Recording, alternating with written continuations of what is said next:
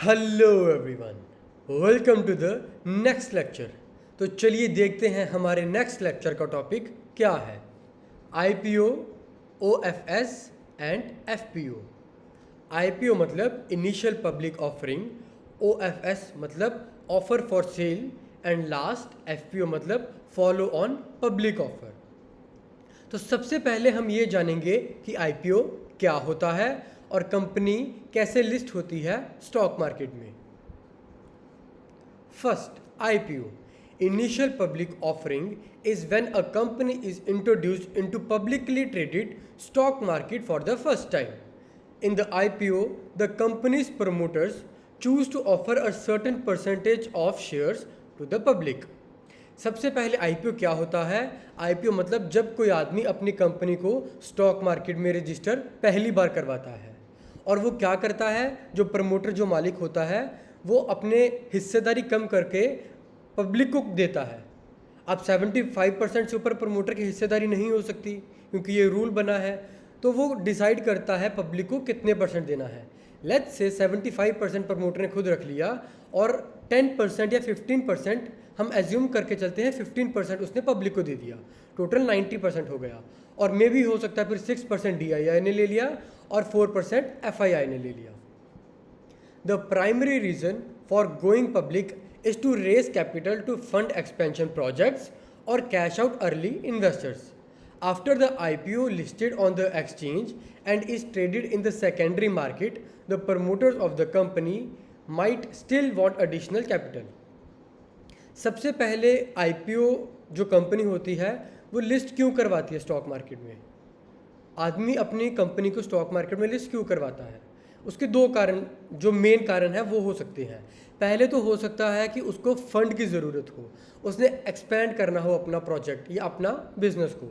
या दूसरा ये भी हो सकता है कि मैंने आपको स्टार्टिंग वाली वीडियोस में बताया था कि एंजल इन्वेस्टर जो होते हैं वो फंडिंग देते हैं कंपनी को और फिर वो कंपनी स्टॉक मार्केट में लिस्ट करवाते हैं और तब वो जो एंजल इन्वेस्टर होते हैं उस टाइम पर कंपनी से एग्जिट लेते हैं।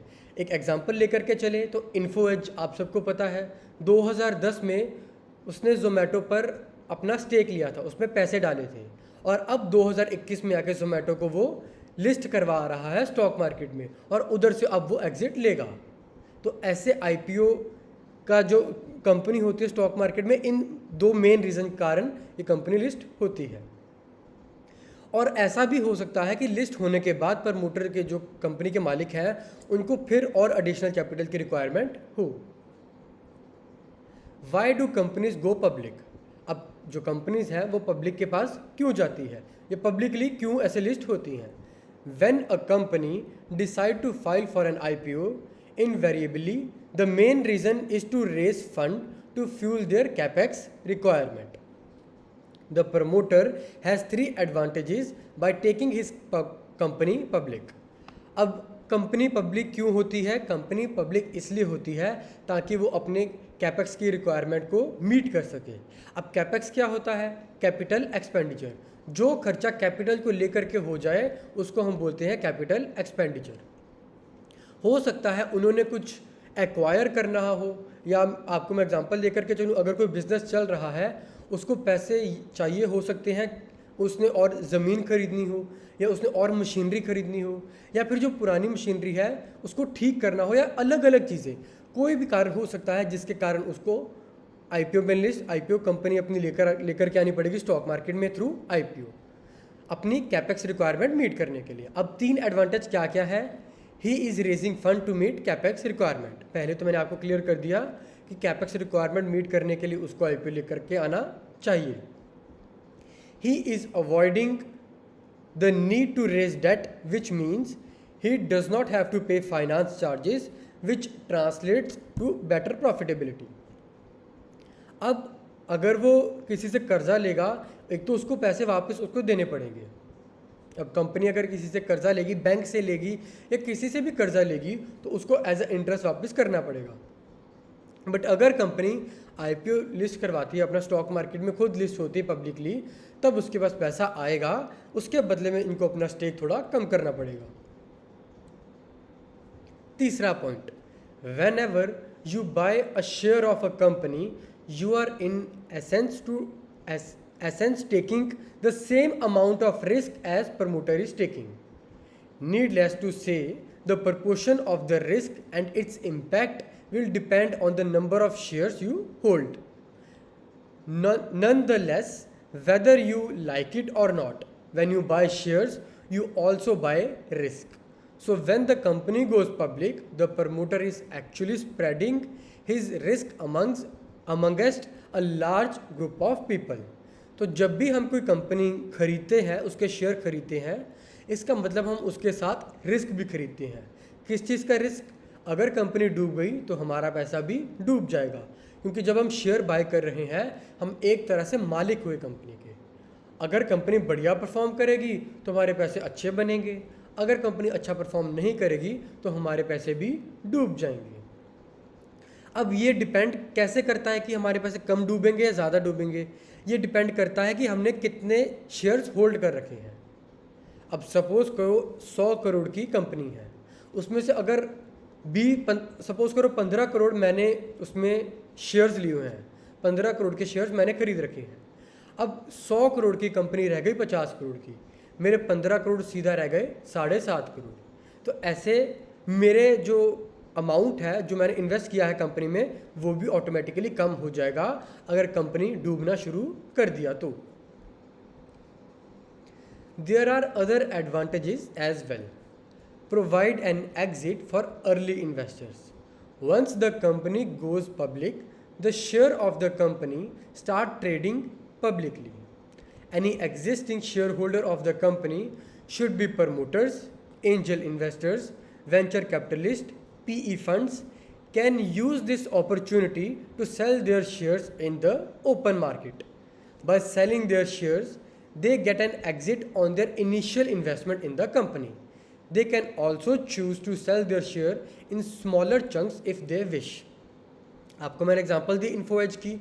उन्होंने 2010 में जोमेटो में पैसे डाले और 2021 में जब वो कंपनी आ रही है पब्लिकली, जोमेटो लिस्ट हो रही है स्टॉक मार्केट में, तब वो एग्जिट लेने की तैयारी कर रहे हैं. अब वो छोटा छोटा अपना हिस्सा कम करेगी या एकदम से करेगी, वो अब हमें देखना है. तो ऐसे जो अर्ली इन्वेस्टर होते हैं, जब वो कंपनी को जिसमें उन्होंने पैसा डाला है, जब वो कंपनी लिस्ट होती है स्टॉक मार्केट में, तब वो पैसा अपना निकाल लेती है. ये बहुत अच्छा पॉइंट है. Reward employees. Employees working for the company would have shares allotted to them as an incentive. This sort of arrangement between employee and the company is called the employee stock option. The shares are allotted at discount to the employees. Once the company goes public, the employees stand a chance to see capital appreciation in the shares. For example, where the employees benefited from ESOP, मतलब employee stock option, would be Google, Infosys, Twitter, Facebook, etc. अब इसका मतलब क्या हुआ? अब जो company का जो प्रमोटर है, जो कंपनी का मालिक है, जब वो पब्लिकली अपनी कंपनी लिस्ट करवा देता है स्टॉक मार्केट में, तब वो जो कुछ शेयर होते हैं वो एम्प्लॉय को एज अ रिवॉर्ड या एज अ बोनस गिफ्ट कर देते हैं. कई बारी गिफ्ट कर देते हैं और कई बारी डिस्काउंट में उनको ऑफर कर देते हैं. अब फ़र्ज़ करो 100 रुपये का शेयर प्राइस चल रहा है कंपनी का. हो सकता है कि कंपनी 80 रुपये में या 70 रुपये में अपने एम्प्लॉयज़ को दे दे. ये भी हो सकता है कि उसको फ्री में कुछ हिस्सा दे दे एज ए रिवॉर्ड. अब आपको मैं एग्जांपल बताता हूँ जिससे ये आपको पॉइंट अच्छी तरह क्लियर हो जाएगा. इन्फोसिस के मालिक NR नारायण मूर्ति, उन्होंने क्या किया, जब कंपनी नई स्टॉक मार्केट में आई थी, उन्होंने कुछ शेयर्स अपने एम्प्लॉयज़ को बांट दिए थे. उन्होंने कुछ ड्राइवर को भी बांट दिए थे या फिर कुछ एम्प्लॉयज़ को भी बांट दिए थे. जिन लोगों ने आज उस शेयर को होल्ड किया है वो करोड़पति बन चुके हैं. एक 10,000, 15,000, 25,000 सैलरी लेने वाला आज के टाइम पर जिनकी वेल्थ 10 करोड़ से भी ज़्यादा की है. तो इतनी ज़्यादा पावर है. अगर कंपनी अच्छी हुई, उसकी ग्रोथ अच्छी हुई, तो वो अच्छा एडवांटेज हर किसी को दे करके जाती है. इन्वेस्टर को भी दे करके जाएगी या फिर एम्प्लॉयज़ को भी दे करके जाएगी, जिसको मर्जी दे करके जाए. अगर कंपनी अच्छी है तो रिवॉर्ड भी अच्छा मिलेगा। आपको मैं इन्फोसिस के अगर एग्जांपल दे करके बताऊं, इन्फोसिस का हम शेयर प्राइस देखते हैं मैक्सिमम करके।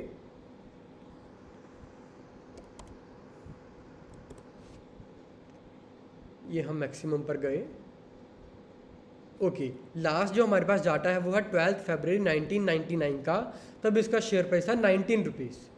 19 रुपीज़ से आज कितना है ये, ऑलमोस्ट 8000% का एप्रिशिएट हुआ है ये, मतलब 80 गुना बढ़ा है। अब डिविडेंड भी मिला है या फिर हो सकता है बोनस भी दिया हो कंपनी ने, तो 80 गुना से ज़्यादा बढ़ के हो जाता है ये, तो अल्टीमेटली जो रिटर्न होती है वो बहुत बड़ी बन जाती है। हम वापस चलते हैं। ऐसे ही अगर गूगल ने, ट्विटर ने, फेसबुक ने, अलग अलग सभी ने अपने एम्प्लॉयज़ को ऐसे शेयर दिए हो और आज के टाइम में वो इतनी बड़ी वर्थ दे दे, तो इसका मतलब कि जो एम्प्लॉयज़ 25-30 हज़ार 50 हज़ार वाले थे, आज वो करोड़पति से भी ज़्यादा कि उनके पास नेटवर्थ बन चुकी है। Next, improve visibility. Going public definitely increase visibility as the company has status of being publicly held and traded.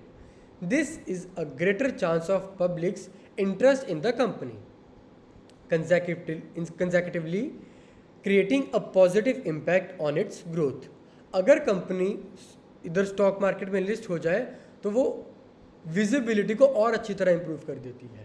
पहले तो वो शेयर जो है वो ट्रेड होना शुरू हो जाता है, दूसरा जो लोगों का है वो इंटरेस्ट आने लग जाता है कंपनी में कि कंपनी अच्छी है, हम भी निवेश करें, और तीसरा ये पॉजिटिव इम्पैक्ट छोड़ता है ग्रोथ पर और इन्वायरमेंट पर भी।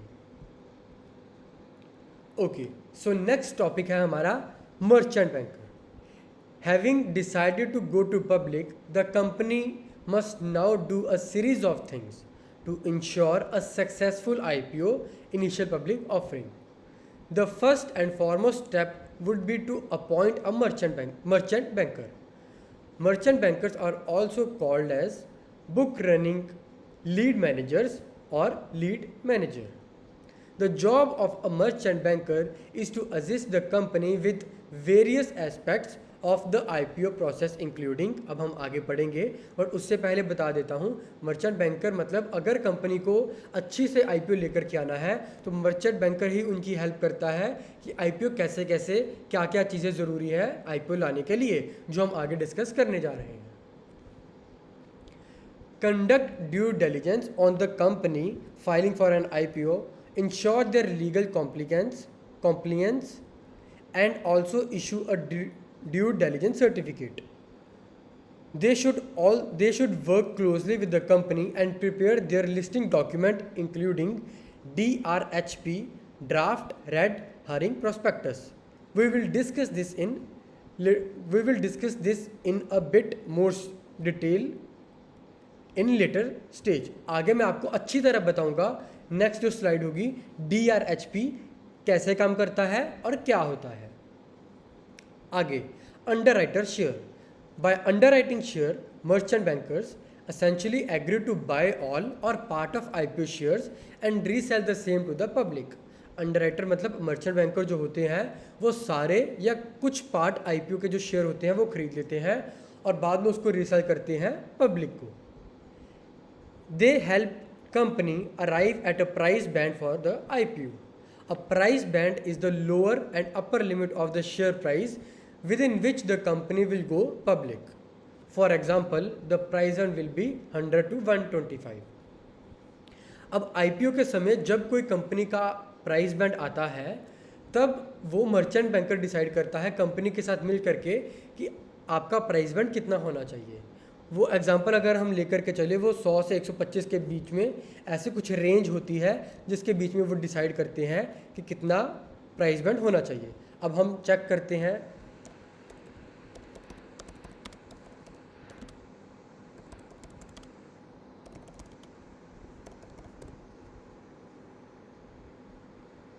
अब जो बर्गर किंग का IPO प्राइस आया था, प्राइस बैंड आया था, वो अराउंड 59 to 60 इक्विटी शेयर आए थे। टोटल 50 से 60 रुपए के आसपास आया था और कितने टाइम्स सब्सक्राइब हो गया था? ऑलमोस्ट 157 टाइम्स ओवर सब्सक्राइब हो गया था। नेक्स्ट आपको मैं एक वेबसाइट बताऊंगा जहां पर के जाकर के आपको चेक करना है, देखना है, ये आपको सारी डिटेल मिल जाएगी कंपनी के बारे में। उन्होंने कौन सी तारीख को आईपीओ निकाला था, कौन सी तारीख को वो आईपीओ लिस्ट करवाया था, या जो भी डिटेल आप आईपीओ के द्वारा चाहते हो वहाँ पर आपको अच्छी तरह मिल जाएगी। They help company with the road shows. This is like a promotional marketing activity for the companies IPO. अब आईपीओ लेकर के आना है तो अच्छी मार्केटिंग भी और प्रमोशन की भी ज़रूरत होती है, जिससे कि जितने ज़्यादा निवेशक हैं या फिर इन्वेस्टर हैं हमारी कंपनी में इन्वेस्ट करना शुरू कर दे या फिर डिसाइड कर लें कि इस कंपनी में हमें इन्वेस्ट करना है कि नहीं करना है। Appointment of other intermediaries namely registrars, bankers, advertising agencies etcetera. The lead manager also makes various marketing strategy for the issue.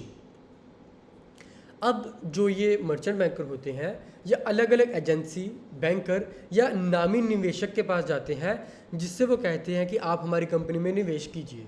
वो सारी अच्छी अच्छी चीज़ें बता देते हैं उनको ताकि वो हमारी कंपनी में निवेश करें। अब इसका क्या फ़ायदा होगा उनको? अगर कोई नामी इन्वेस्टर, कोई बड़ा इन्वेस्टर एक कंपनी में निवेश कर दे, या फिर कोई बहुत बड़ा म्यूचुअल फंड या फिर कोई एडवर्टीजमेंट एजेंसी एडवर्टाइज कर दे कि ये कंपनी बहुत बढ़िया है, आप इसमें निवेश कीजिए, या खुद निवेश कर ले, तो हमारे मन में कहीं ना कहीं ये आता है कितने बड़े लोग निवेश कर रहे हैं तो कंपनी की ग्रोथ अच्छी हो सकती है फ्यूचर में, तो हम भी इसमें निवेश करना शुरू कर सकते हैं। Once the company partners with the merchant banker they will work towards taking the company public. एक बार ये सब हो जाए, कंपनी जो है मर्चेंट बैंकर के साथ जो ये डिस्कस हमने किया है वो कर ले एक बार सब, उसके बाद वो कंपनी पब्लिकली अनाउंस कर देते हैं या पब्लिक वो चली जाती है। IPO sequence of events. Needless to say each and every step involve in the IPO sequence has to happen under the SEBI guidelines.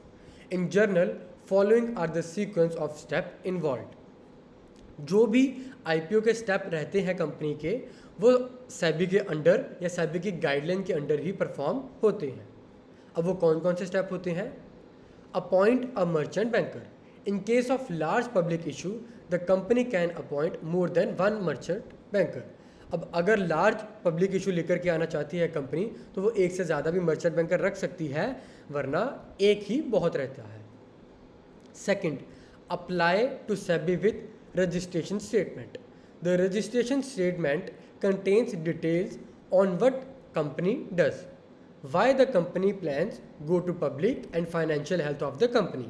इसका मतलब वो ये देखते हैं कि कंपनी पहले क्या करती है, कंपनी की डिटेल्स चेक करती है, कंपनी क्या करती है, कंपनी का why the company plans to go to public, company क्यों जाना चाहती है पब्लिक के पास, और उसका फाइनेंशियल हेल्थ, कंपनी की जो फाइनेंशियल हेल्थ है क्या वो बढ़िया है, क्या ऐसा तो नहीं उस पर कर्जा बहुत ज़्यादा पड़ा है और तो जाना चाहती है, और जो निवेशक है वो फंस जाए इस कंपनी में निवेश करते समय।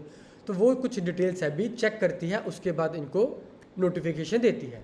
Next, getting note from SEBI, जो मैंने अभी बताया।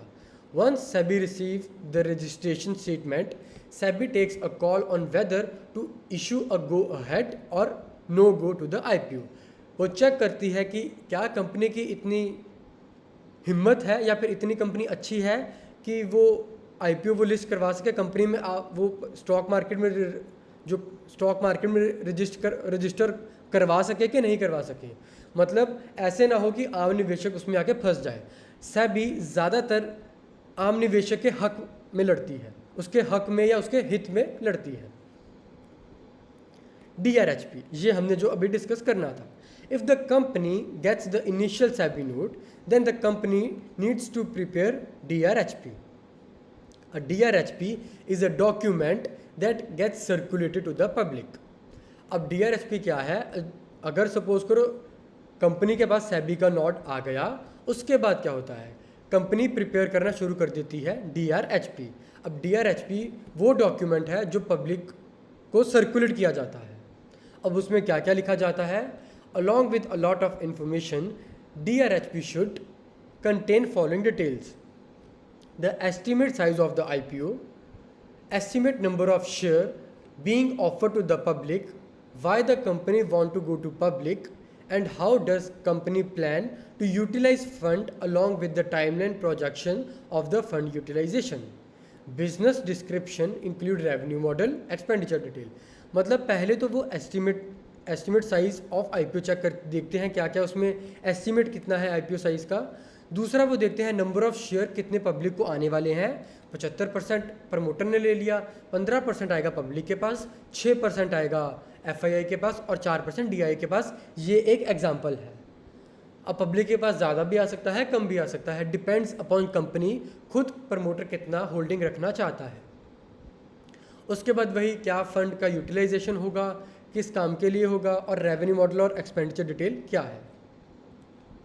Fifth, complete financial statement. अपनी जो फाइनेंशियल स्टेटमेंट है उसको अच्छी तरह कंप्लीट करते हैं वो।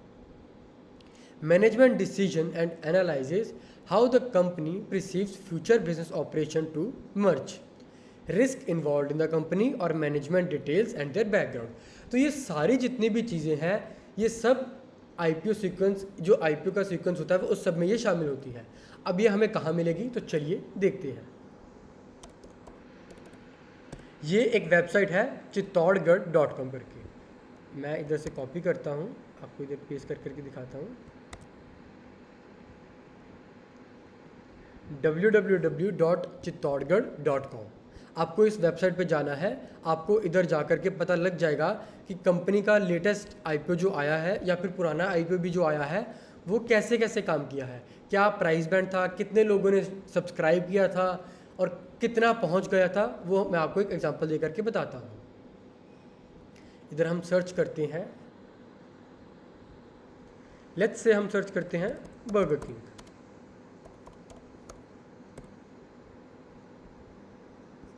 ये बर्गर किंग का आ गया आईपीओ।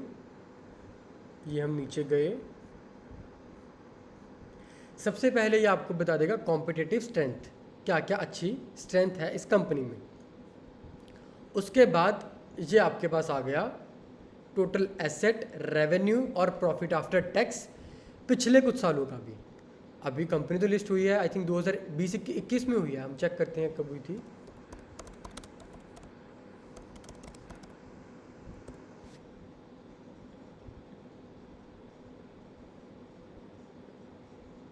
ओके, ऑलमोस्ट 1 जनवरी 2021 के आसपास लिस्ट हुई थी। ओके, ये आ ही गया, नीचे आ गया। आईपीओ ओपनिंग डेट कब हुई थी, 2 दिसंबर 2020 को, और क्लोजिंग डेट कब थी, 4 दिसंबर 2020 को। आईपीओ इशू टाइप भी आ गया, फेस वैल्यू भी आ गई कितनी थी, आईपीओ प्राइस कितना था 59 to 60, मार्केट लॉट मतलब 250। अब इसका क्या मतलब हुआ, मतलब हम कितने लॉट, एक लॉट कितने का है पहले हम ये चेक करते हैं। अब 50 से 60 रुपए का एक शेयर है, तो मतलब जो शेयर प्राइस है वो है 60 रुपीज़ का, और मार्केट लॉट कितने का है 250 का। मतलब अगर हमें एक लॉट खरीदना है तो हमारे कितने पैसे लग जाएंगे, 60 मल्टीप्लाई बाय 250, 15,000 रुपीज़। हम अगर एक लॉट खरीदते हैं तो हमारे 15,000 रुपये लग जाएंगे। अब हम कितने मैक्सिमम खरीद सकते हैं वो अभी इधर लिखा आएगा। ओके, मैक्सिमम हम खरीद सकते हैं 13 लॉट, मतलब 3,250 शेयर्स। तो टोटल पैसे हम 1,95,000 तक लगा सकते हैं। 15,000 रुपये का एक लॉट आएगा और 195 के टोटल हम मैक्सिमम जो लगा सकते हैं वो 195 रुपीज़ लगा सकते हैं। इधर आपको आगे आ गया issue size, then fresh issue भी आ गया, then offer for sale, offer कितना उन्होंने सेल किया हम आगे डिस्कस करेंगे ऑफर फॉर सेल क्या होता है। पहले कंपनी के पास जो प्रमोटर था शेयर होल्डिंग कितनी थी 99%, क्या रूल था 75% से ऊपर नहीं हो सकती, तो बाद में कितनी रह गई 60%। देन कैटेगरी आ गई, टोटल कितना सब्सक्राइब हुआ 156 टाइम्स। तो इस वेबसाइट में आके आप सब चेक कर सकते हो, आप कितना आया कितना गया। आईपीओ प्राइस था 50, बट लेकिन जब लिस्ट हुआ इसकी सब्सक्रिप्शन इतनी ज़्यादा हो गई थी 156 टाइम्स। इसका क्या मतलब हुआ 156 लोगों में से आपको मिलेगा, जो बहुत मुश्किल है। अब आप खुद सोचो 156 लोग इकट्ठे खड़े हैं, उसमें से आप ही का नंबर आना चाहिए, तो वो कहीं ना कहीं बहुत लक यहाँ पर काम मैं कहूँगा करता है। अगर आप बहुत किस्मत वाले हुए तो आपके पास ये आएगा 60 रुपये का। 60 वाला कितना होगा खुलते ही 115, मतलब जब कंपनी लिस्ट हुई तो सीधा 115 पर खुला। अब हम चेक करते हैं इन्वेस्टर के कितने पैसे बन गए। जिसने 15,000 रुपये लगाए थे,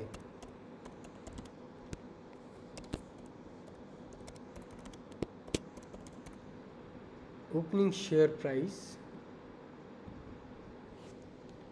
था 115, तो उसके टोटल कितने पैसे बन गए is equal to 115 multiply by 250। जिसने 15,000 रुपये लगाए थे उसके 28,750 रुपये बन गए सिर्फ एक लॉट पे। अगर एक लॉट खरीदा तो उसके बन गए 28,750, ऑलमोस्ट 2 गुना के आसपास। तो अगर 1,95,000 लगाए होते, 195,000 लगाए होते तो ऑलमोस्ट हम लेकर के चलते हैं 2 गुना के आसपास ही हो गया। This multiply by this, almost near about 3,90,000 रुपये उसके बन गए होते। बट फिर ये बहुत मुश्किल है, मैंने अभी आपको कहा, क्योंकि 156 लोगों में से आप ही को मिलना ये कहीं ना कहीं बहुत बड़ा लक काम करता है। तो अभी मैं आपको ये बता रहा था कि आप चित्तौड़गढ़ की वेबसाइट पे आ सकते हैं। यहाँ पर आपको पता चलेगा कि IPO कितना कितना जो उसका अमाउंट था, एग्जैक्ट अमाउंट था, वो कैसे कैसे हुआ, कब आया और कितना आया। Next, market the IPO. This would involve TV and print advertisements in order to build awareness about the company and its IPO offering. This process is also called as IPO roadshow.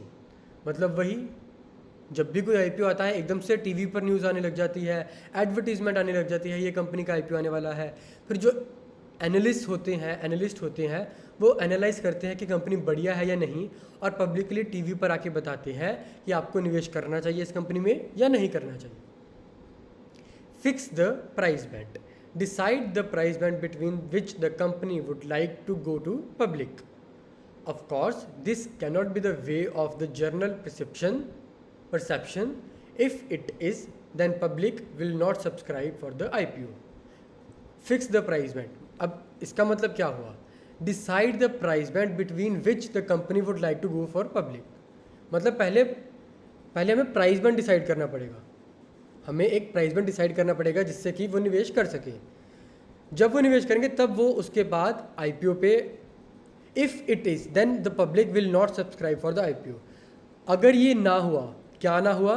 This can not be way of general perception. अगर ये fix ना कर पाए, अगर exactly कुछ नहीं निकल पाया, तो वो पब्लिक सब्सक्राइब नहीं करेगी IPO को। Book building, once the road show is done and the price band fix, the company now has to officially open the window during which the public can subscribe for shares. For example, if the price band is 100 to 125, then the public can actually choose a price. उधर हमें कहा price band अगर fix ना हुआ, but अगर इन्होंने fix कर दिया 100 से 125 के बीच में, then the public can actually choose a price they think is fair enough for IPO issue. The process of collecting all these price point along with the perception respective quantities is called book building. Book building perceived as an effective price discovery method. अब आपको पता लग गया book building क्या होती है। जब वो प्राइस एक डिसाइड करते हैं, प्राइस बैंड डिसाइड करते हैं, और जो लोग निवेश करते हैं उस प्राइस बैंड पे, वो उस प्राइस पर निवेश करते हैं जहाँ पर उसको फेयर लगे, मतलब लगे कि इसकी वैल्यू इतनी होनी चाहिए। ज़्यादातर उस पे जो क्वांटिटी होती है, ज़्यादातर जिस पे पैसा लगाया जाता है, उसको हम बोलते हैं book building. Closure. After book building window is closed, generally open for few days, then the price point at which issue get listed is decided. This price point is usually the price at which maximum bids have been received. जिस पे ज़्यादा bid लगी होंगी उसको हम वही मान करके चलेंगे कि जहाँ पर ज़्यादा ट्रेड हुआ है तो वो एक्चुअल में वो शेयर प्राइस जब वो एक्चुअल में आएगा, अभी दो हमने चेक किया बर्गर किंग का 2 दिसंबर से लेकर 4 दिसंबर तक हुआ था। हमने इधर ऊपर चेक किया ना, ओपनिंग डेट जो आईपीओ की थी वो 2 दिसंबर से 4 दिसंबर आई थी। अब आगे जब वो लिस्ट करेगा कंपनी, तब उस प्राइस पर करेगा जहाँ पर ज़्यादा ट्रेड हुआ होगा। Next, listing date. This is the day when the company actually get listed on the stock market. The listing price is the price decided based on market demand and supply on that day, and stock is listed at premium, par or discount of the cut off price. अगर तो listing date पे अगर तो over subscribe हो गया तो फिर एकदम से जो उसका शेयर प्राइस था वो बढ़ जाएगा। बट अगर ओवर सब्सक्राइब ना हुआ, थोड़ा सा ही सब्सक्राइब हुआ, तो फिर एट पार ही होगा। मतलब जैसे बर्गर किंग का 59 to 60 रुपीज़ था, जब लिस्ट होगा तब भी वो 60 रुपये रहेगा, 115 पर नहीं पहुंचेगा। और अगर ज़्यादा सब्सक्राइब हुआ ही नहीं, डिस्काउंट पर हुआ, तो जो 60 वाला था वो हो सकता है 50 या 55 के आसपास ट्रेड होना शुरू हो जाए। आपको एक और एग्जांपल दे करके चलता हूँ मैं इधर। हम एक और बहुत बड़ी कंपनी देखते हैं, Barbeque Nation.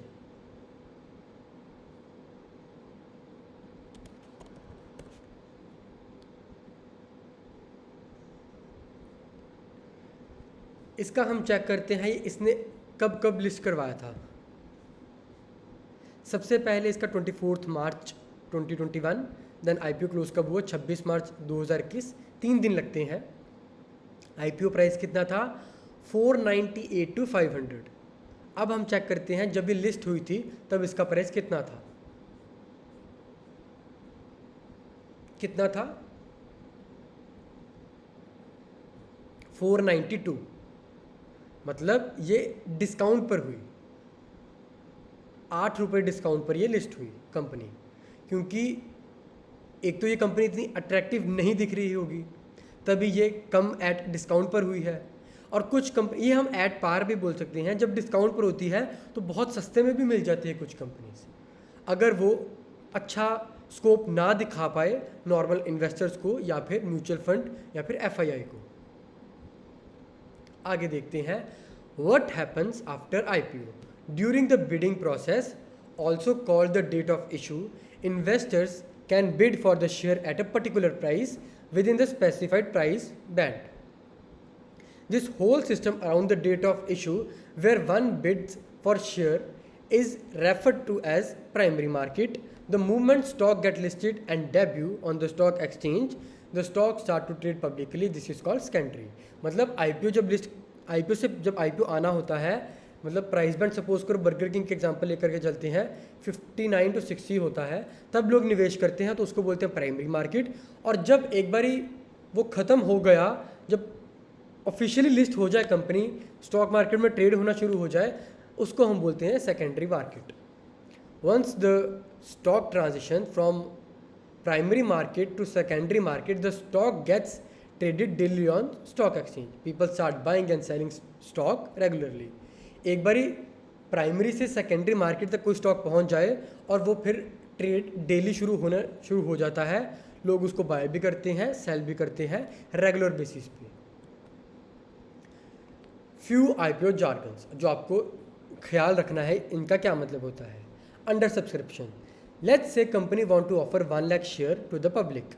During book building process, it is discovered that only 90,000 bid were received. Then the issue is said to be undersubscribed. This is not a great situation to be in as it indicates negative public sentiment.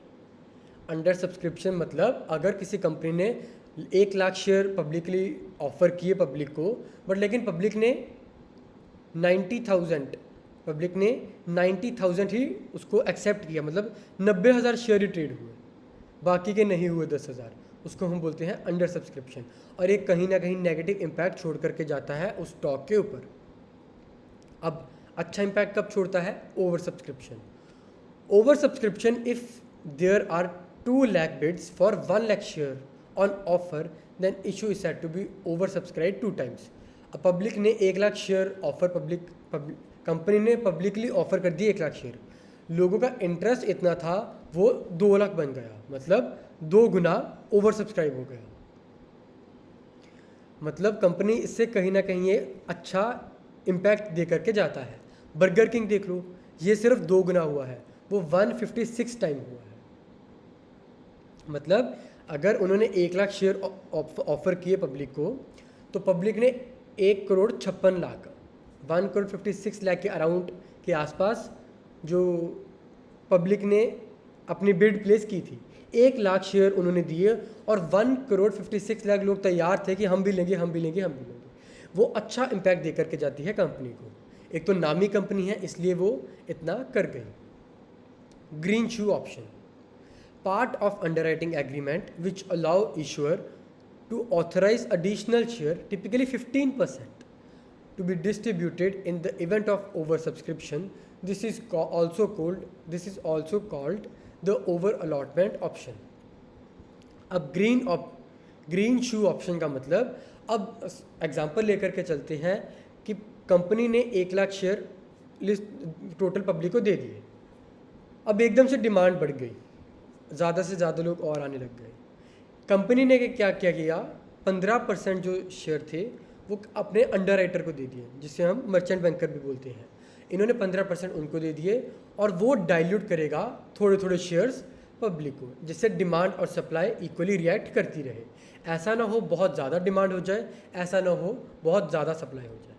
तो मतलब जब equal ये तो है जब ज़्यादा demand होती है, जब एकदम से ज़्यादा डिमांड हो जाए तब जो मर्चेंट बैंकर होते हैं वो धीरे धीरे करके छोड़ते रहते हैं शेयर्स को, ताकि पब्लिक को कुछ मिलता रहे। 15% उनको मिलते हैं।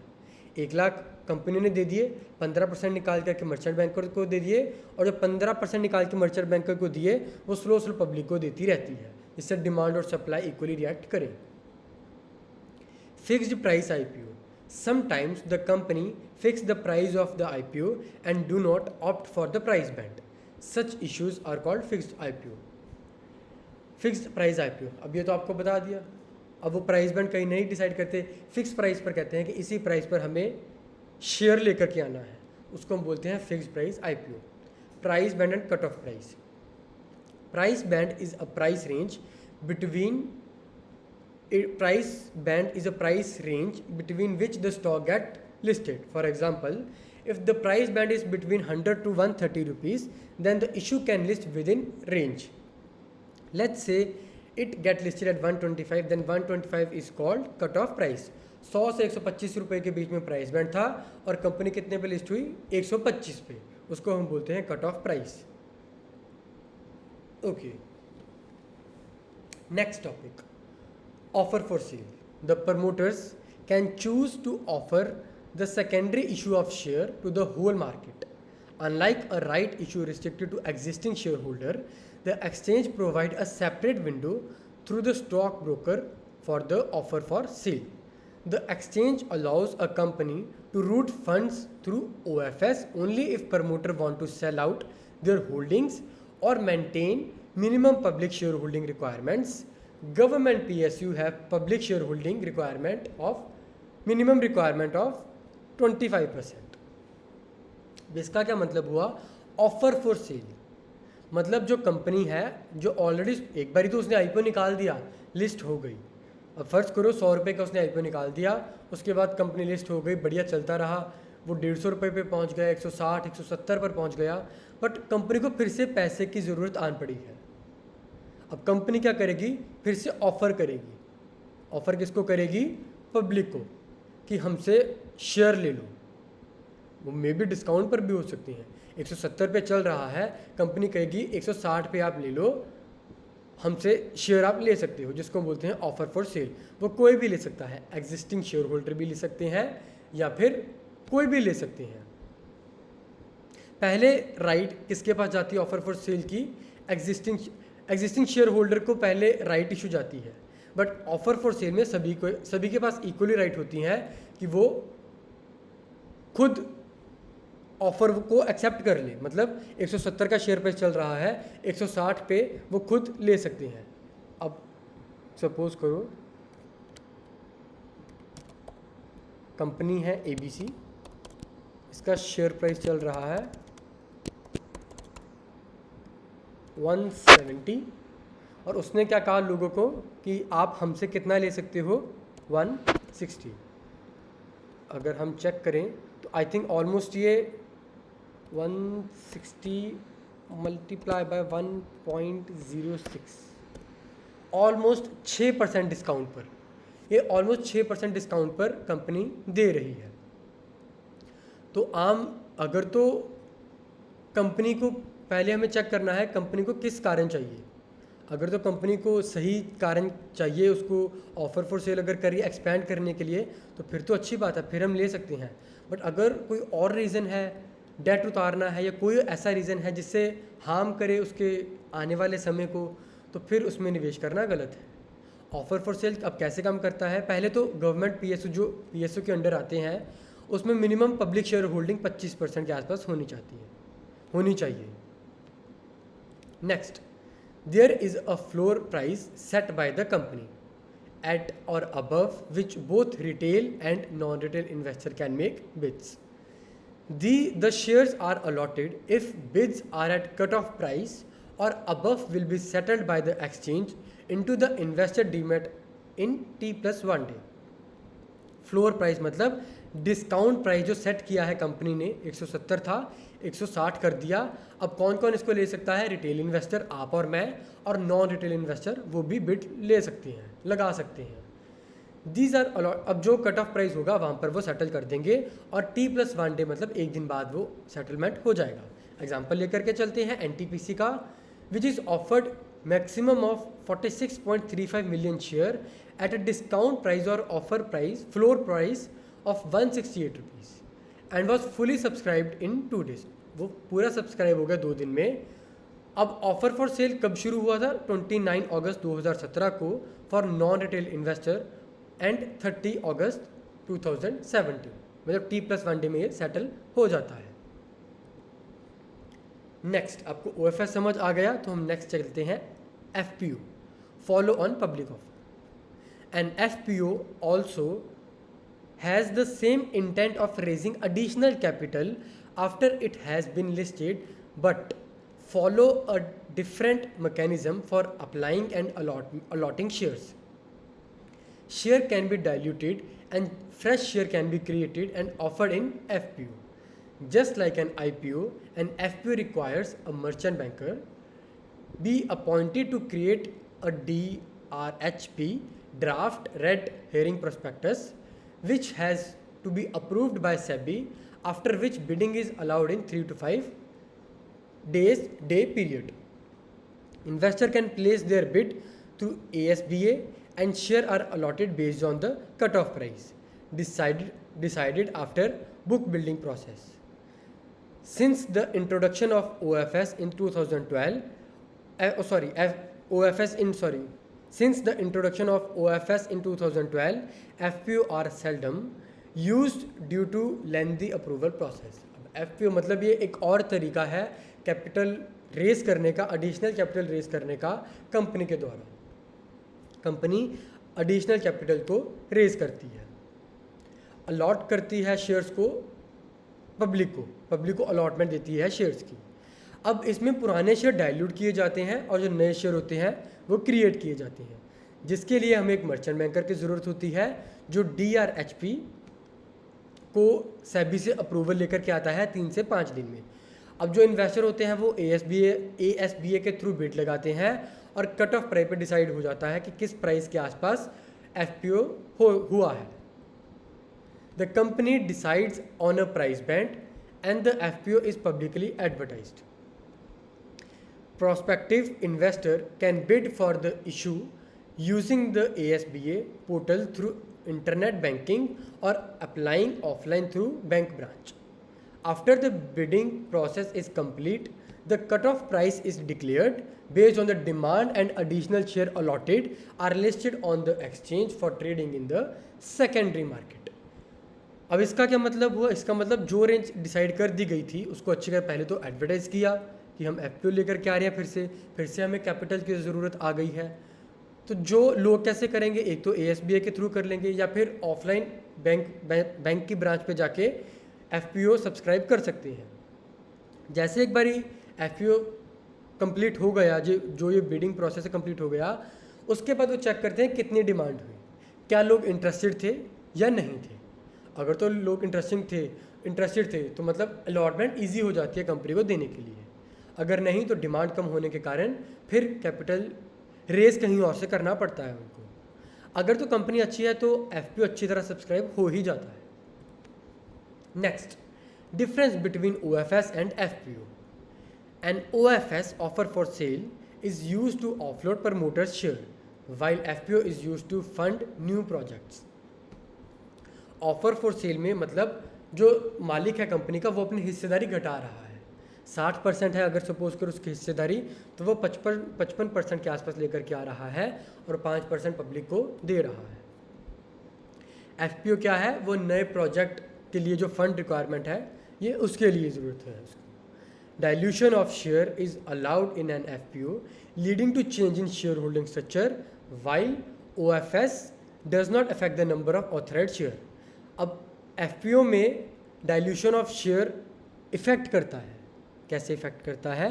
Dilution of share is allowed in FPO, मतलब जो dilution shares dilute होते हैं FPO में वो allowed होते हैं, और OFS में वो इफेक्ट नहीं करते ऑथराइज शेयर को। ये बहुत बड़ा पॉइंट है। Only top 200 companies by market capitalization can use the OFS route to raise fund, while all the listed company can use FPO option. Offer for sale जो ऑप्शन है सिर्फ टॉप 200 कंपनी जिसकी market capital अच्छी है वही use कर सकते हैं।